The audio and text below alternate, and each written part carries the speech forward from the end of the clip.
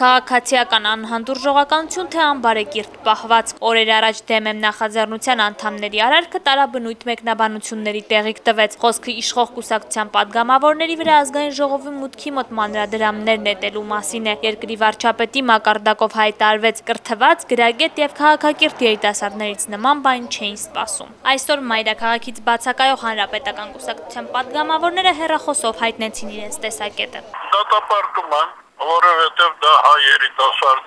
երիտասարդներին ոչ հարիր պահվածք է։ Մեր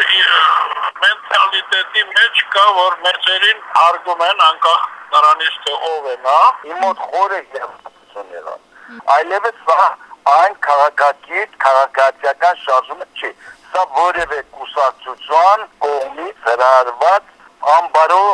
գործելավոճ է։ Այո, ուղղորդված ենք չի հերքում падգամավորի խոսքը դեմ եմ նախաձեռնության անդամ Մանեթ Հանդիլյանը, բայց ոչ որոշ ուժերի կամ կուսակցությունների կողմից, ինչպես պարոն Նիկոյանն է կարծում։ Մեկը ես եմ այդ անդամներից, ով կարող է ինձ ուղղորդել, ոչ ոք, միայն իրենց արած քայլերը ու վարքը։ Այո, ուղղորդվում եմ, երբ որ տեսնում եմ ինձ վերաբերվում են անպատշաճ, ինձ վերաբերվում են ոչ այնպես, ինչպես պետք է անի քաղաքակիրթ պետությունը, ժողովրդավար պետությունը։ Անկամ եթե ակցիայի մասնակիցները կոպիտ են վարվել, ապա համոզված եմ, որ համարժեք պատասխան են տվել իշխանական падգամավորներին, քանի որ նրանք էլ իրենց գործունեությամբ են նվաստացնում ու ոտնահարում քաղաքացիների իրավունքները։ Ես որպես քաղաքացի, որի համար օրենք են ընդունում, որ այսքան հանրային հնչեղություն ունի, առհասարակ չքննարկելը ոչ մի ձևով համարում եմ արհամարհանք եւ նույն մանրադրամը նետած ինձ վրա։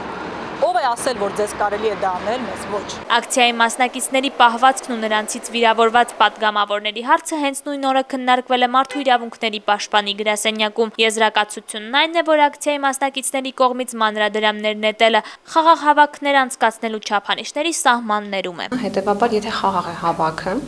այստեղ